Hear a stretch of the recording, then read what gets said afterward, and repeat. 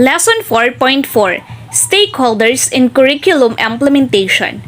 Who are involved in curriculum and curriculum development?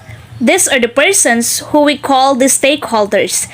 When we say stakeholders are individuals or institutions that are interested in the curriculum. They get involved in many different ways. You must be one of them, together with the teachers, school managers, parents, and even the whole community have interest in the curriculum. We will all meet them in this lesson. Learners at the core of the curriculum. Old view, learners are mere recipients of the curriculum. This idea has changed. Learners are the very reason a curriculum is developed. They are the ones who are directly influenced by it. They now have a more dynamic participation from the planning, designing, implementing, and evaluating the curriculum. However, the degree of involvement depends on their maturity. They either make or unmake the curriculum by their active indirect involvement regardless on what age they are. Learners, together with teachers, place action to the curriculum. At the end of the implementation, the concluding question will always be, have the students learned? When some college students were asked about their role in curriculum development, here are their answers. Student 1. I never realized that as a student, I have a participation in curriculum development. It is true that as student, our learning is the basis of the success or failure of the curriculum. For example, if all of us pass the board examination, it means that the teacher education curriculum is a success. Student 2. In high school, our teachers would always look into what we are learning. The whole year round, we have varied curricular and co-curricular activities inside the class. I think we as students should be considered in writing the curriculum. Student 3.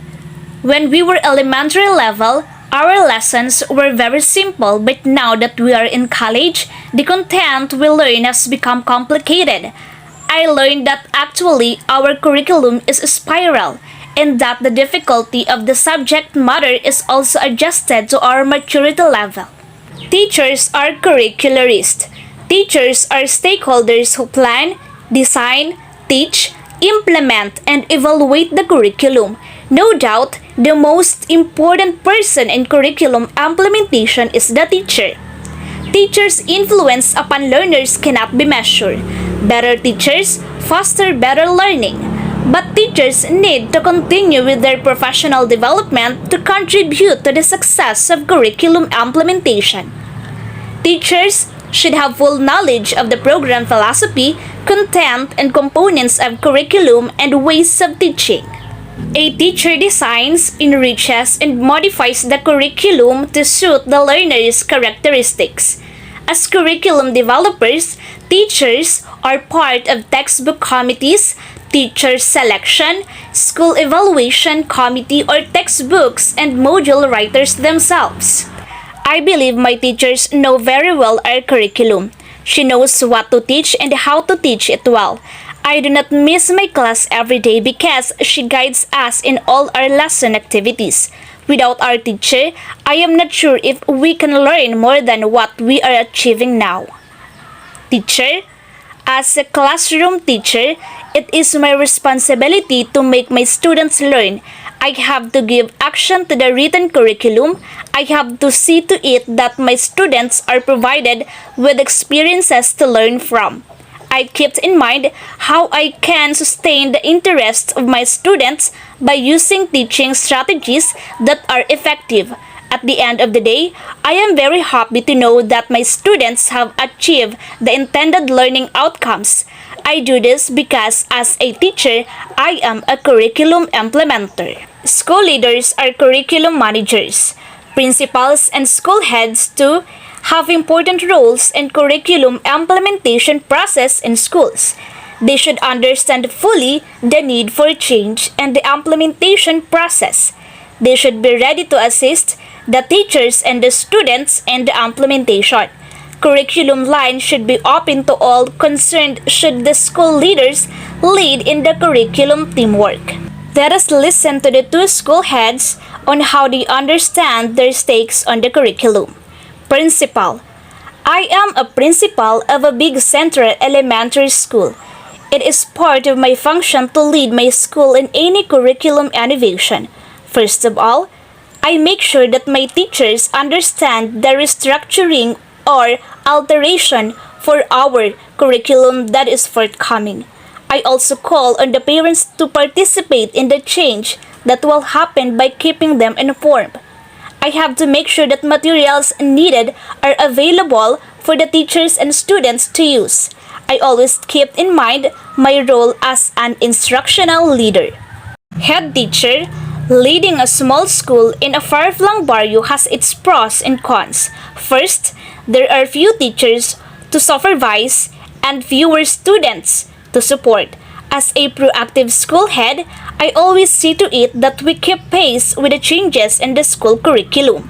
While preparing for the implementation to K-12, I realized that change process is inevitable.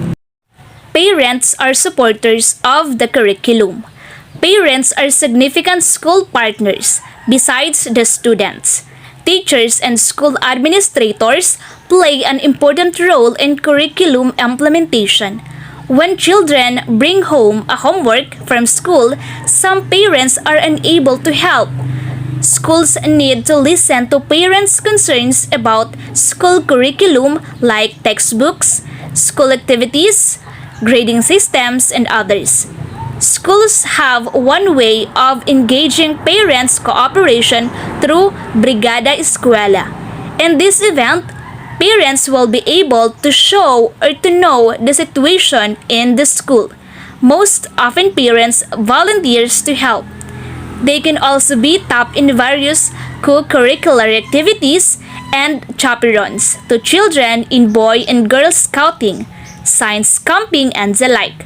Parents may not directly be involved in curriculum implementation, but they are formidable partners for the success of any curriculum development endeavor. In most schools, parent associations are organized provided by the law. Many school projects and activities are supported by this organization, considered as the best practice in most performing schools. Community as curriculum resources and learning environment. It takes the whole village to educate the child. It's an African proverb as mentioned by former U.S. First Lady Hillary Clinton. What do you understand about this statement? Yes, it is true that the school is in the community. Hence, the community is the extended school ground, a learning environment. All the barangay leaders, the elders, others, citizens, and residents of the community have a stake in the curriculum. It is the biggest school community that becomes the venue of learning. The rich natural and human resources of the community can assist in educating the children. The community is in the reflection of the school's influence, and the school is a reflection of the community support. Other stakeholders in curriculum implementation and development. Some stakeholders may not have direct influence on the school curriculum. These are agencies and organizations that are involved in the planning, design, implementation, and evaluation of the school curriculum. Government agencies, trifocalized agencies that have regulatory and mandatory authorities over the implementation of the curricula. Non-government agencies, Gawad Kalinga, to build communities means to include education. Synergy, a foundation that supports basic education through reading, science, mathematics, and English. Metrobank Foundation. Professional organizations, Philippine Association for Teacher Education, State Universities and Colleges Teacher Educators Association, National Organization of Science Teachers and Educators, Mathematics Teachers Association of the Philippines.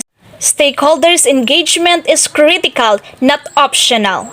A school curriculum, whether big or small, is influenced by many stakeholders. Each one has a contribution and influence in what should replace, modify, and substitute the current curriculum. Each one has a significant mark in specific development and change process of curriculum development. Thank you for listening. Reporter Melvie Joyce, Intia, Labis.